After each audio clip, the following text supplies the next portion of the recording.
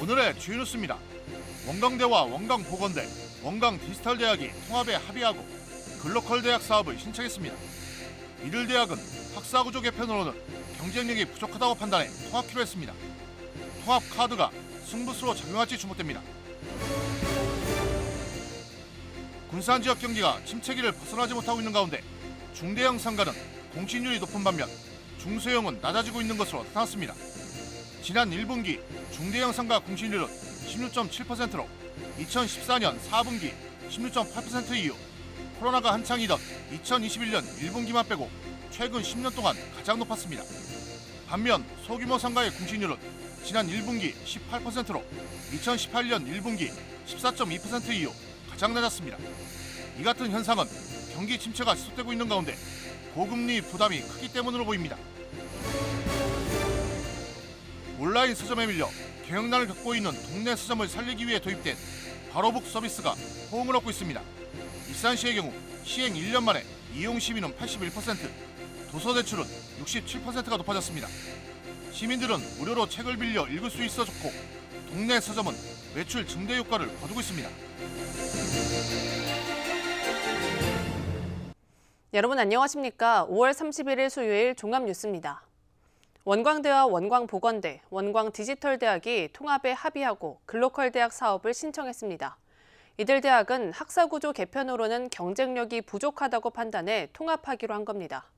통합 카드가 승부수로 작용할지 주목됩니다. 김수정 기자입니다. 원광대와 원광보건대, 원광디지털대학이 통합을 추진하기로 하고 정부의 글로컬 대학 사업에 공동 신청했습니다. 이들 대학은 모두 같은 법인 소속으로 각 대학의 장점을 살려 새로운 모델을 만들겠다는 구상입니다. 대학 생존을 위해 5년간 1,000억 원을 지원받을 수 있는 글로컬 대학 선정이 중요하다고 보고 있습니다. 우리 대학의 비전은 지역과 함께하는 생명, 미래산업 글로벌 리더입니다. 의치학 전반에 의료 컴플렉스를 가지고 있습니다. 또 원광보건대학은 의료 관련 직업교육으로서 대단히 특화되어져 있고, 아울러서 원광디지털대학은 원격 교육이라든지 디지털 교육에 굉장히 특화된 대학이거든요. 교육부는 글로컬 대학 사업을 통해 사실상 지방대 구조조정과 통합 활성화를 이끌어내겠다는 보관입니다. 이에 세 대학의 통합 추진은 6월 말에 발표되는 글로컬 대학 예비 지정이 되면 본격적인 논의가 진행될 것으로 예상됩니다. 현재 원광대 재적 학생 수는 19,000여 명, 원광보건대는 6,000여 명, 원광디지털대는 6,500여 명으로 세 대학의 통합이 현실화된다면 정원 규모 31,000여 명의 거대 사립대학의 면모를 갖추게 됩니다. 하지만 대학 간 통합은 구성원 간 갈등과 재원 배분, 유사학과 조정 등 넘어야 할 산이 많습니다. 때문에 진행 과정이 순탄치만은 않아 보입니다. 통합을 하는 데 있어서 구성원들이 다른 목소리를 내는 것은 매우 자연스러운 현상입니다.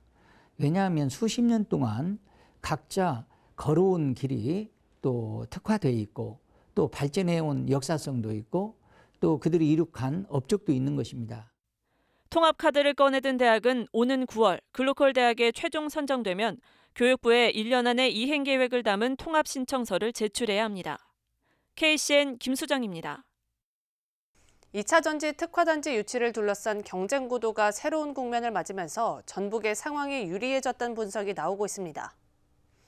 울산과 포항은 7년 전부터 이른바 해오름 동맹을 맺고 전략산업에 힘을 보태온 만큼 2차 전지 특화단지도 공동 유치설이 나오고 있습니다.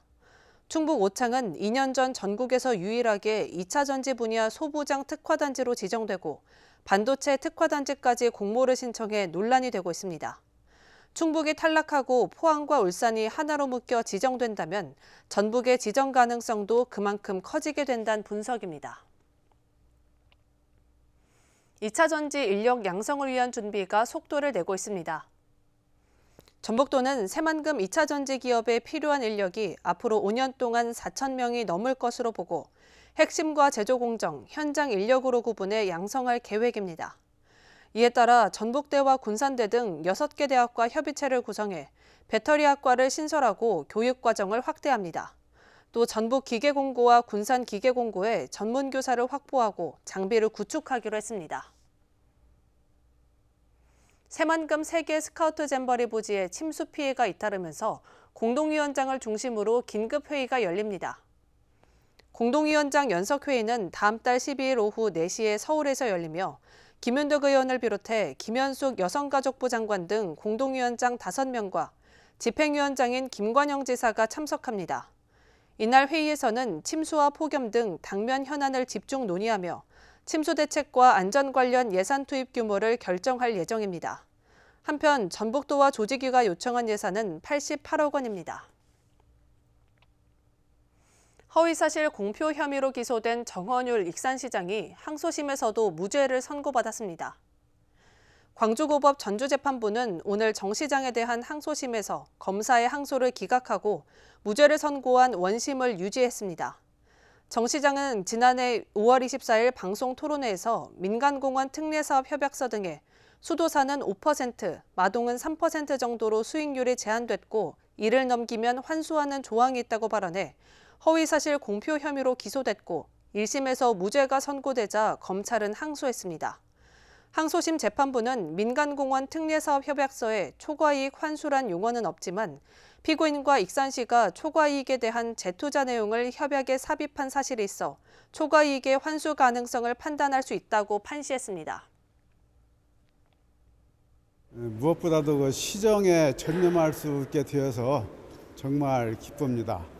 그동안에 우리 시민 여러분께 심려를 끼쳐드린 점 죄송스럽게 생각을 하고 앞으로 오로지 시민만을 바라보면서 열심히 현안을 추진하겠습니다. 북한이 평안북도 동창리 일대에서 발사한 우주발사체 한 발이 서해 어청도 해상에 떨어졌습니다. 합동참모본부는 오늘 오전 6시 29분쯤 평안북도 동창리 일대에서 남쪽으로 발사한 이른바 우주발사체 한 발이 군산 어청도 서방 200여 킬로미터 해상에 떨어졌다고 밝혔습니다. 합참은 이 발사체가 백령도 서쪽 먼 바다 상공을 통과해 어청도 해상에 비정상적 비행으로 낙하했다며 한미가 공조해 분석 중이라고 설명했습니다. 한편 해경은 어청도 부근에 떨어진 발사체 잔해물 100여 개를 수거하고 있습니다. 군산의 상가 공실률이 여전히 침체기를 벗어나지 못하고 있습니다. 중대형 상가 공실률은 10년 만에 최고치를 찍은 반면 소규모 점포는 공실률이 소폭 줄었습니다. 모형숙 기자입니다. 군산 시간여행 마을과 가까운 원도심. 비어있던 소규모 상가들이 올 들어 하나둘 들어서고 있습니다. 한국부동산원에 따르면 군산 소규모 상가의 공실률은 지난 1분기 18%로 2018년 1분기 14.2% 이후 가장 낮았습니다.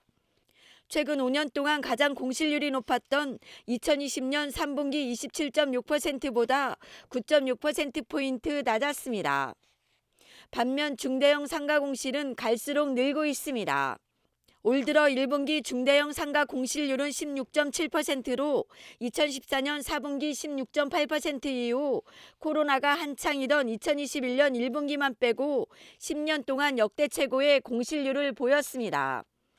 중대형 상가 공실률이 높은 이유는 경제 기반이 탄탄하지 못한 데다 코로나 사태 여파와 금리 인상 등이 겹치면서 소상공인들의 폐업이 속출한 것으로 분석됩니다. 고물가 시대가 오다 보니까 그 자영업들이 벌어들이는 수입은 적고 또 예를 들어서 지출되는 공과금은 많이 나가고 중대형 이런 그 자영업의 점포들이 운용이 정말로 힘듭니다. 왜냐하면 전기세랄지 그다음에 이제 그 관리랄지 그다음에 종업원들 그것을 충당을 못합니다. 이런 데다 소규모 공실률이 낮은 것과도 밀접한 관련이 있습니다.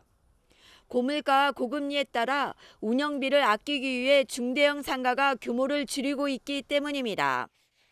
하지만 소규모 점포 5곳 가운데 한 곳은 비어있고 7년 전인 2016년 1분기 1.8%와 비교하면 공실률이 10배 이상 올랐습니다.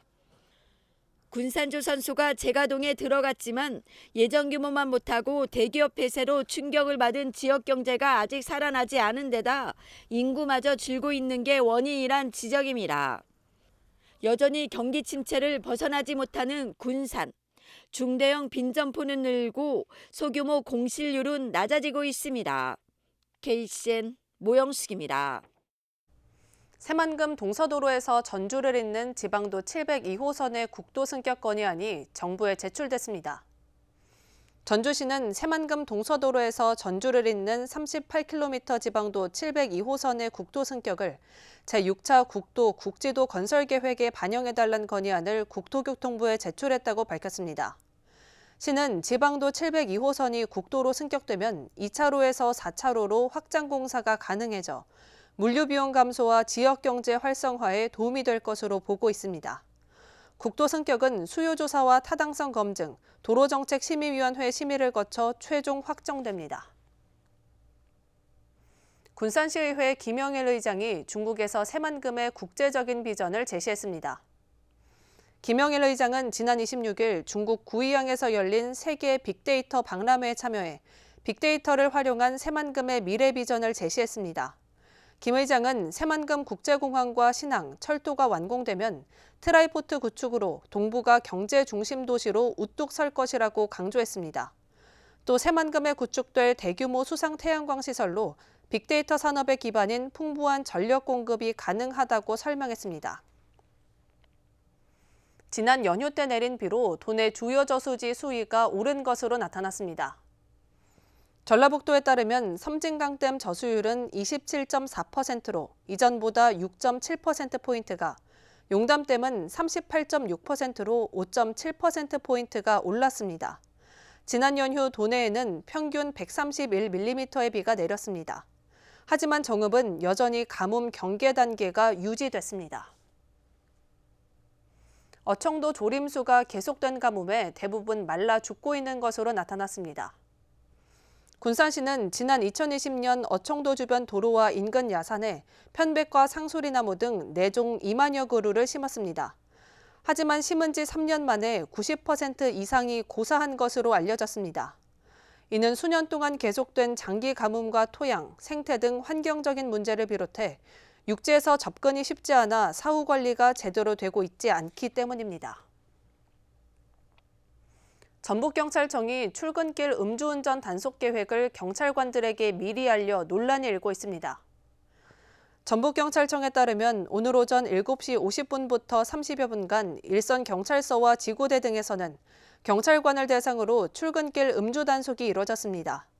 하지만 어제 경찰 내부 메신저를 통해 단속 일정이 미리 공지됐다는 사실이 알려지면서 논란이 일고 있습니다. 전북경찰청은 복무기강을 다지기 위해 직원들의 숙취운전을 점검한 것이라고 해명했습니다. 온라인 서점에 밀려 경영난을 겪고 있는 동네 서점을 살리고자 시행된 바로북 서비스가 호응을 얻고 있습니다. 시행 1년 만에 이용객은 81%가, 도서대출은 67%가 뛰었습니다. 익산 시민들은 무료로 책을 빌려 읽을 수 있어 좋고 동네 서점은 매출 증대 효과를 거두고 있습니다. 최정호 기자입니다. 익산에 있는 한 동네 서점. 지난해 하반기부터 바로북 서비스가 시행되면서 익산 시립도서관 회원증만 있다면 누구나 무료로 책을 빌릴 수 있습니다. 지난해 6월부터 올해 5월까지 바로북 서비스를 이용한 시민은 전체 4,312명. 월 평균 이용객을 보면 지난해 268명에서 올해 487명으로 81%나 늘었습니다. 부담 없이 책을 빌려 읽을 수 있다는 점이 주요했습니다. 시행 초기부터 시민들로부터 큰 호응을 얻어 운영 1년 만에 이용객이 2배로 증가하는 성과를 거두었습니다. 이 같은 서비스를 통해 온라인 서점에 밀려 경영난을 겪었던 동네 서점은 활로를 찾고 있습니다. 바로북 서비스는 시민이 원하는 책을 서점에서 빌려본 뒤 해당 서점에 반납하는 방식으로 운영됩니다. 이렇게 반납된 책은 익산시에서 구입해 도서관 장소로 활용됩니다. 최근 1년간 이뤄진 동네 서점의 도서대출 현황을 보면 5,652건입니다. 지난해 월 평균 368건이 대출됐지만 올해는 616건으로 67%가 늘었습니다. 도서대출이 늘수록 그만큼 동네 서점은 활성화될 수 있습니다. 오래 기다리지 않고 서점에서 바로 빌려볼 수 있을 뿐 아니라 책이 없는 경우에도 3일 이내에 이용할 수 있어 주민들이 도서를 편리하게 대여할 수 있게 됐습니다. 익산 지역 동네 서점에 바로북 서비스 가입도 늘고 있습니다. 시행 초기만 해도 대한서림 영등점과 호남문고 등 6곳에서 현재는 그림책방 시약과 원보대 서점까지 8곳으로 늘었습니다. 아무래도 이제 그 구매 편리성으로 인해서 이제 인터넷으로 많이 이동을 하고 있는데 이제 이용자들께서도 이제 지역에 있는 동네 서점들을 이용을 좀 많이 해주셨어요. 경영 위기로 20여 곳밖에 남지 않은 동네 서점. 바로북 서비스를 통해 동네 서점도 살리고 시민 독서율도 올리는 일석이조의 효과가 나타나고 있습니다. KCN 최정호입니다. 보호 종료 청소년에게 대리부모가 돼주는 키퍼 부모회가 창립됐습니다. 재활교육 시민단체인 맥지 청소년 사회교육원 키퍼트리는 지난 30일 키퍼 부모회 창립회를 열었습니다. 키퍼 부모는 700명으로 이들은 사회적 안전망에서 벗어나 방황하는 아이들이 건강한 사회인으로 성장하도록 지원합니다. 이날 창립회에선 학교 밖 청소년 4명에게 400만 원의 장학금도 전달됐습니다. 익산사랑 장학재단이 일반 장학생을 비롯해 특별, 다자녀, 다문화, 예체기능, 인성 등 6개 분야에서 장학생 274명을 선발합니다. 접수 기간은 6월 5일부터 12일까지이며 익산사랑 장학재단에 방문 접수하거나 등기 우편으로 접수하면 됩니다. 장학생 신청 자격과 구비 서류, 장학금 지급액 등은 익산사랑 장학재단 홈페이지와 시 홈페이지에서 확인할 수 있습니다. 선발 결과는 7월 13일 익산사랑 장학재단 홈페이지에서 공고됩니다. 익산시가 사과와 배 재배 농가에 대해 과수 화상병 방제를 지원합니다. 이번 지원은 과수 화상병이 집중되는 7월까지 240여 농가가 대상입니다. 익산시는 올여름 기온이 높고 비가 많아 과수 화상병 확산 우려가 클 것으로 보고 현장 점검과 방제 활동을 당부했습니다. 많은 비가 내린 지난 연휴 기간 비 피해 현장을 살피고 귀가하던 익산시의회 조은희 의원이 교통사고를 당해 병원에서 치료를 받고 있습니다. 익산시의회에 따르면 조은희 의원은 지난 29일 오전 9시쯤 하멸읍 남당리 정동 오거리에서 자신이 운전하던 카니발 승용차가 마주오던 덤프 차량과 충돌했습니다. 조 의원이 운전하던 카니발 승용차는 폐차 수준으로 부서진 상태이며 현재 병원에서 치료를 받고 있습니다.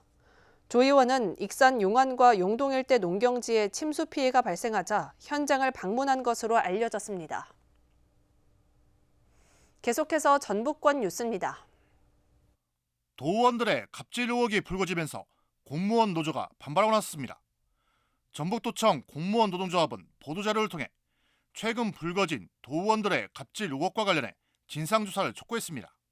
노조는 일부 도의원들이 지역구 활동에 공무원들을 동원하고 특정 업체 물품 구매를 강요했다며 철저한 조사를 거쳐 사실로 확인되면 처분해야 한다고 주장했습니다. 또 도의회가 손반방위 처벌로 제19 감싸기를 한다면 도의원 소속 정당을 찾아가 항의하겠다고 강조했습니다. 정북경찰청은 불법 도박 사이트를 관리하며 수억 원의 부당이득을 챙긴 혐의로 폭력 조직원 40대 A씨를 구속했습니다. A씨는 2021년 6월부터 1년 8개월간 불법 도박 사이트를 관리하며 회원들에게 SNS로 할인 코드를 보내는 수법으로 게임 머니를 환전해준 혐의를 받고 있습니다. 이를 통해 A씨는 도박 사이트 운영자로부터 게임 머니의 2%가량을 수수료로 받아 챙긴 것으로 조사했습니다. 경찰은 도박 사이트를 개설하고 운영을 주도한 총책 등에 대해서도 수사하고 있습니다. 체육관과 수영장, 운동장 등 학교 내 부대 시설이 지역 주민에게 개방됩니다. 도교육청은 관련 규칙을 6월부터 시행하며 학교 교육에 지장이 없는 범위에서 각종 시설을 주민들에게 개방하도록 했습니다. 학교 행사와 시설 공사 등으로 안전사고 예방이 필요하거나 방과 후 교육활동과 돌봄교실, 운동부 훈련 등 학생이 이용하는 경우에는 시설 개방을 잠시 중단합니다. 이용을 원하는 주민들은 학교 시설 예약 시스템을 통해 신청할 수 있고 이용 예정일 7일 전까지 학교장의 허가를 받아야 합니다. 지금까지 전북권 뉴스 최정호입니다. 한림과 전북대학교가 식품 안전성과 가금류 질병관리 기술 향상을 위한 산학 공동연구 업무 협약을 체결했습니다. 협약식은 양호봉 총장과 정호석 한림 대표이사 등 양기관 주요 관계자들이 참석한 가운데 지난 30일 전북대 대학 본관에서 열렸습니다. 이번 협약에서 두 기관은 현장에서 발생하는 유행성 질병에 대한 집중 연구를 통해 해결 방안을 모색하고 약품에 대한 효력 시험 등 위험도를 최소화하기로 했습니다. 두 기관은 또 산학 공동연구와 기술 이전에 협력하고 전문 인력 양성과 교육 지도에도 나설 계획입니다. 군산사랑 상품권 결제 시스템이 일시 중단됩니다. 지역사랑 상품권 착 시스템이 오는 6월 12일 자정부터 15일 오전 9시까지 개편됨에 따라 지류, 모바일, 카드 상품권의 구입 및 결제가 불가능합니다. 가맹점의 지류 상품권 환전은 9일부터 15일까지 중단됩니다. 군산 시민발전 주식회사가 2년 만에 사무실을 이전합니다. 군산시에 따르면 이달 말 시민발전 주식회사 사무실을 지금의 경장동에서 수송동으로 옮깁니다. 이번 시민발전 이전은 임대계약 만료에 따른 것으로 알려졌습니다. 시민발전은 설립 당시 조촌동 서부발전 사무실 일부를 임시 사용해오다 2021년 4월 경장동에 새 사무실을 마련한 이후 2년 만에 다시 옮깁니다. 다음은 우리 동네 소식입니다.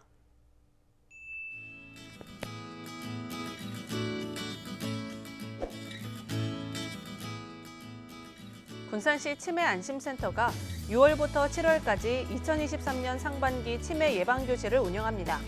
치매 예방교실은 지역 주민과 치매 고위험군에게 인지훈련 프로그램을 제공해 치매 발병 가능성을 감소시키고 발병 시기를 늦추고자 운영됩니다.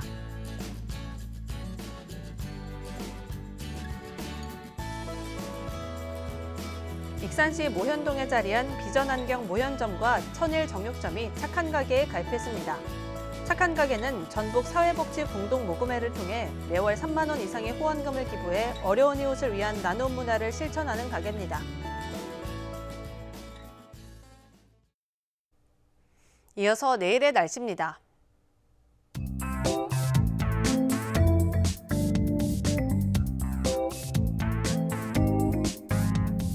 내일 전북은 구름이 많다가 오후부터 차차 흐려지겠습니다.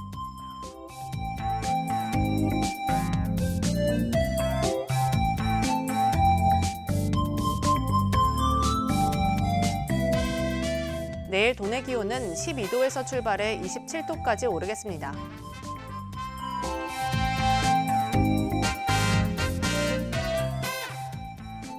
군산은 구름이 많고 25도까지 오르겠습니다.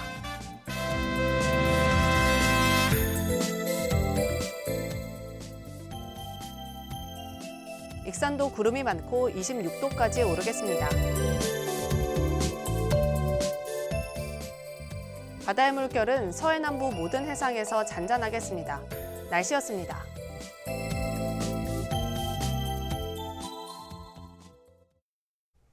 이상으로 KCN 종합뉴스를 마칩니다. 정확한 보도로 늘 함께하겠습니다. 시청해주신 여러분 고맙습니다.